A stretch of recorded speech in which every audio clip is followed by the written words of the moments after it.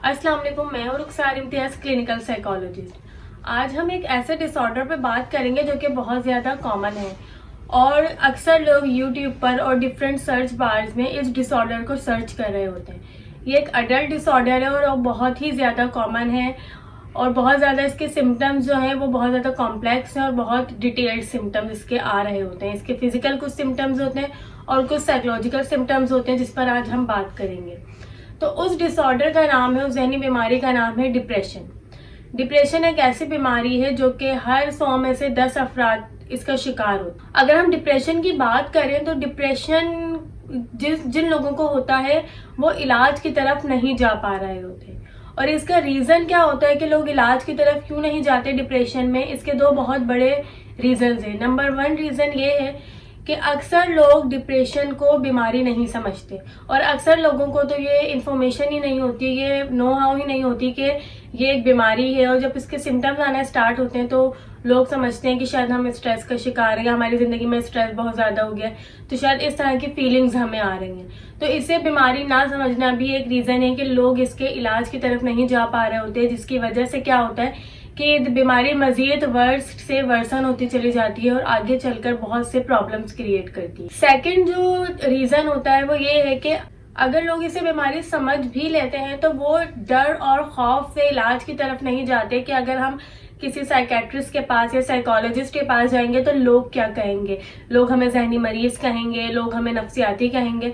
तो इस डर और खौफ से भी लोग इसके इलाज की तरफ नहीं जा पा रहे होते। अकॉर्डिंग टू WHO डिप्रेशन जो है टोटल डिजीज बर्डन जो है उसमें इस बीमारी का दूसरा नंबर है। पहले नंबर पर हार्ट अटैक आता है जो कि टोटल डिजीज बर्डन में, और सेकंड नंबर पर depression is a total disease burden disease.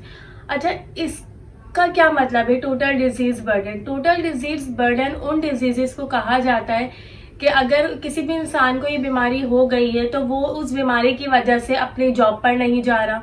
अब जॉब पर नहीं जा रहा है तो उसकी जो इनकम है, उसकी सैलरी है, वो भी उसे नहीं मिल पा रही। और इसके अलावा वो अपने इलाज के लिए डिफरेंट जगहों पर जाता है, लाइक अगर उसे डिप्रेशन है तो वो साइकोलॉजिस्ट के पास जा रहा है, साइकेट्रिस्ट के पास जा रहा है, उसकी मेडिसिन चल रही है, उसकी काउंसलिंग चल रही है, इस पर कुछ अमाउंट लग रही है।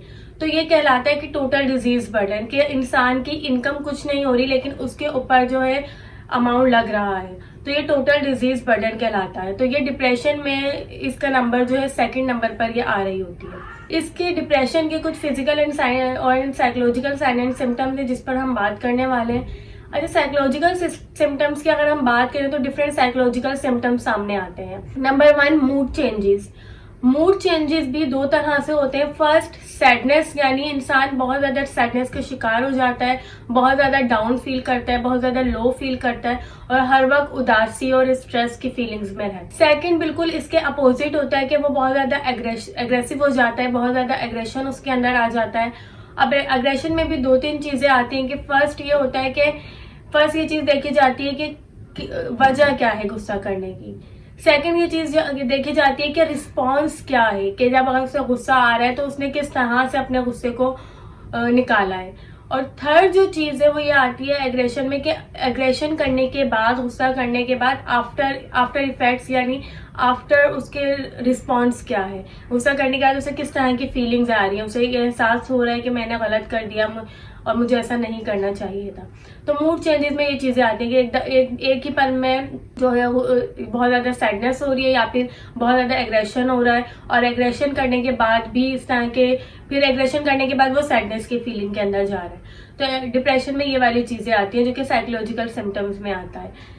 सेकंड जो सिम्टम है वो इसमें ये होता है कि वो एनहेडोनिया होता है। एनहेडोनिया में ये चीजें आती हैं कि लैक ऑफ इमोशंस हो जाता है, यानी इमोशनली बिल्कुल नमनेस का शिकार हो जाते हैं, कोई इमोशन फील नहीं करते, ना ही कोई खुशी में खुश हो रहे हैं। अगर बहुत ज्यादा खुशी का मौका है उसमें भी बहुत ज्यादा सैड हो रहे हैं और उदासी से छाई हुई है, सुकून नहीं मिल रहा कहीं पर भी। तो ये वाली चीज भी बहुत ज्यादा आ रही होती है जिसे एनहेडोनिया कहते हैं। थर्ड जो सिम्टम आता है साइकोलॉजिकल सिम्टम में वो ये आता है कि स्लीप डिस्टर्ब होने लग जाती है।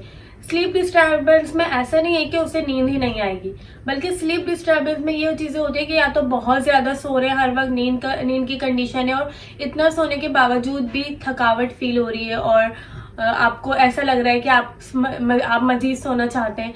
ये वाली चीजें आती है। या फिर आपको बिल्कुल ही नींद नहीं आएगी, आप पूरी पूरी रात जागते रहेंगे, और अगर सोएंगे तो बार बार रात में अगर सो रहे हैं आप, उसके बावजूद भी बार बार आपकी आंख खुल रही है, तो ये स्लीप डिस्टर्बेंस हो जाती है। यानी आपकी स्लीप पैटर्न जो है वो बहुत ज्यादा चेंज हो जाते हैं, आप सुकून से सो नहीं पा रहे होते, या तो आप बहुत ज्यादा सोएंगे या फिर आप बहुत ज्यादा कम सोएंगे, तो ये चीजें स्लीप डिस्टर्बेंस में आ रही होती है। फोर्थ जो साइकोलॉजिकल सिम्टम्स आते हैं वो आती है नेगेटिव थॉट्स।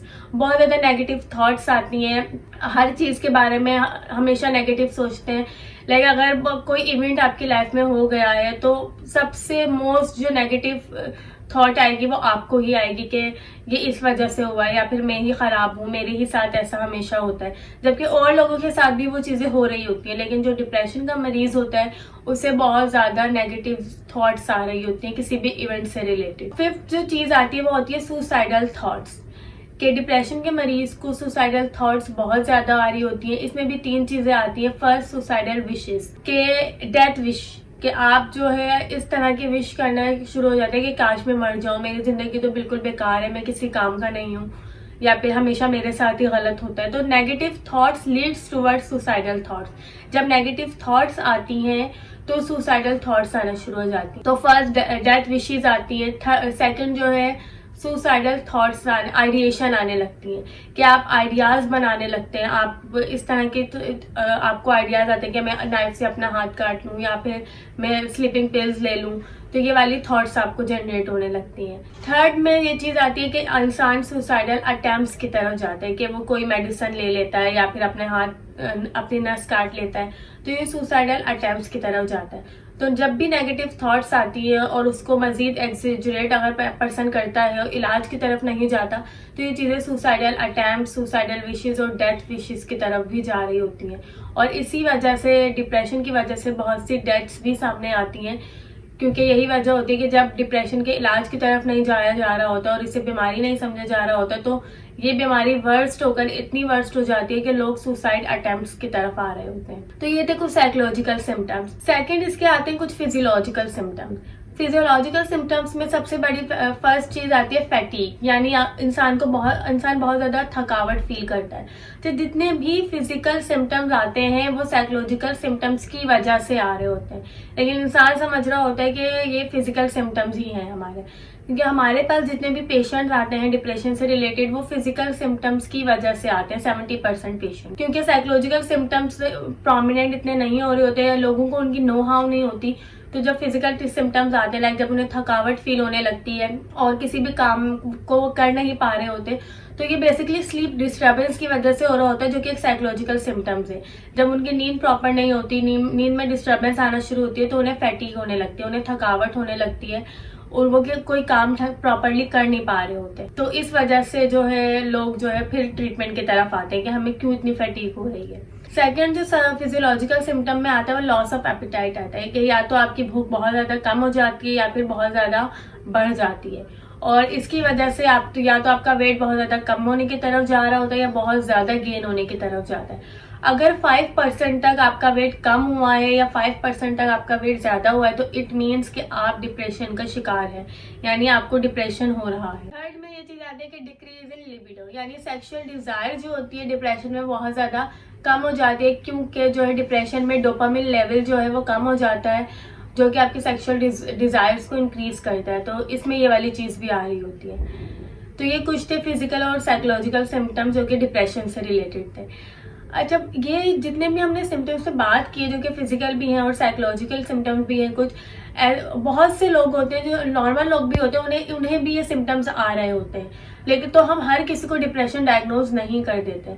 डिप्रेशन डायग्नोज होने के लिए इन सिम्टम्स का एक कंटिन्यूस पैटर्न में होना बहुत ज़रूरी है, और इस कंटिन्यूस पैटर्न के होने के साथ साथ एक और चीज भी देखी जाती है कि कहीं इन सिम्टम्स की वजह से उसके जो लाइफ के फैक्टर्स हैं, यानी उसकी प्रोफेशनल लाइफ, उसकी एजुकेशनल लाइफ, पर्सन की सेल्फ केयर, जो उसकी हाइजीन होती है, पर्सनल हाइजीन, और जो है उसकी बायोलॉजिकल लाइफ मुतासिर, और उसकी साइकोलॉजिकल जिंदगी यानी उसकी जहनी सेहत, ये कुछ मुतासिर तो नहीं हो रही अगर उसके या फिर उसकी सोशलाइजेशन, यानी उसका उठना बैठना, उसके इर्द गिर्द के लोगों के साथ उसके जो रिलेशनशिप्स हैं, ये सारी चीज़ें, ये सारे फैक्टर्स देखे जाते हैं कि कहीं इनमें तो प्रॉब्लम्स नहीं आ रही। अगर इनमें प्रॉब्लम्स आ रही हैं और ये डिप्रेशन के सिम्टम्स भी कंटिन्यूसली कुछ वीक्स तक कंटिन्यूसली आ रहे हैं, तब हम ये डायग्नोज करते हैं कि पर्सन डिप्रेशन का शिकार है। अदरवाइज अगर किसी को 1 या 2 दिन इस तरह के सिम्टम्स आए हैं और उसकी बाकी जो उसके लाइफ के जो एरियाज है, लाइक उसकी प्रोफेशनल लाइफ भी बहुत अच्छी चल रही है, उसको प्रोफेशनली भी कोई प्रॉब्लम नहीं हो रही, वो अपनी जॉब पर भी जा रहा है, अपने जॉब टास्क भी कंप्लीट कर रहा है, अगर वो कोई एजुकेशन हासिल करने वाला बंदा है तो अगर वो एजुकेशन बहुत अच्छी हासिल कर रहा है, उसके ग्रेड्स बहुत अच्छा आ रहे हैं, उसमें भी वो बहुत अच्छा फील कर रहा है, और वो अपनी सेल्फ केयर का बहुत अच्छा सा ध्यान रख रहा है, और ये सारी चीज़ें अगर हैं और उसकी सोशलाइजेशन भी अगर बहुत अच्छी है, तो हम ये डायग्नोज नहीं करते कि ये बंदा डिप्रेशन का शिकार है। कुछ उसकी लाइफ के कुछ स्ट्रेसर्स, हम उसे स्ट्रेसर्स कह सकते हैं, या फिर कुछ इस तरह की चीज़ें हो सकती हैं जो कि उसे एट अ टाइम तंग कर रही है, लेकिन वो चीज़ें फिर क्लियर आउट भी हो जाती है। तो ये सारी चीज़ें डिप्रेशन से रिलेटेड हैं। अच्छा, अब हम बात करते हैं इसके कॉजेज़ पर कि क्या रीज़न है डिप्रेशन का, सबब क्या है डिप्रेशन का। तो जब हम इसके कॉजेज़ पे बात करते हैं तो 2 बहुत अहम रीज़न आते हैं जो कि डिप्रेशन का सबब बनते हैं। फर्स्ट जो है बायोलॉजिकल रीज़न है, सेकंड साइकोलॉजिकल रीज़न है। बायोलॉजिकल रीज़न में 3 चीज़ें बहुत अहम हैं। फर्स्ट जो है कुछ केमिकल्स, यानी डोपामिन का कम हो जाना। जब भी डोपामिन इंसान की बॉडी में कम हो जाता है तो इट मीन इंसान जो है डिप्रेशन का शिकार हो रहा है, क्योंकि डोपामिन एक ऐसा केमिकल होता है कि अगर वो इंक्रीज हो जाता है या फिर वो नॉर्मल लेवल पर चलता है तो इंसान को खुशी का केमिकल है। तो जब वो कम होता है तो इंसान खुशी महसूस नहीं करता अपनी लाइफ में, तो डोपामिन का डिक्रीज हो जाना भी डिप्रेशन की तरफ लेकर आ रहा होता है। सेकंड जो चीज़ आती है वो आती है अदर बायोलॉजिकल डिजीज, यानी जो दूसरी बायोलॉजिकल डिजीजेज होती है, लाइक हार्ट अटैक हो गया, डायबिटीज़ हो गया, इस तरह की बीमारियां भी डिप्रेशन क्रिएट करती हैं, क्योंकि इस तरह की बीमारियों में भी इंसान बहुत ज़्यादा होपलेस फील कर रहा होता है, तो होपलेसनेस भी आपको डिप्रेशन की तरफ लेकर जा रही होती है। थर्ड जो है वो जेनेटिक फैक्टर भी आता है कि अगर फैमिली में किसी को कोई जहनी बीमारी का शिकार है या फिर इस तरह की चीज़ें फैमिली टू फैमिली भी ट्रांसफ़र हो रही होती है जेनेटिकली। तो ये कुछ बायोलॉजिकल फैक्टर्स हैं जो कि डिप्रेशन का सबब बनते हैं। सेकंड साइकोलॉजिकल कॉजेज़ पे बात करते हैं कि कौन से साइकोलॉजिकल कॉजेज़ हैं जो कि डिप्रेशन का सबब बनते हैं। तो फर्स्ट जो सबसे पहले चीज़ आती है वो आती है इंसान की पर्सनैलिटी, कि उसकी पर्सनैलिटी टाइप कैसी है, पर्सनैलिटी स्टाइल कैसा है।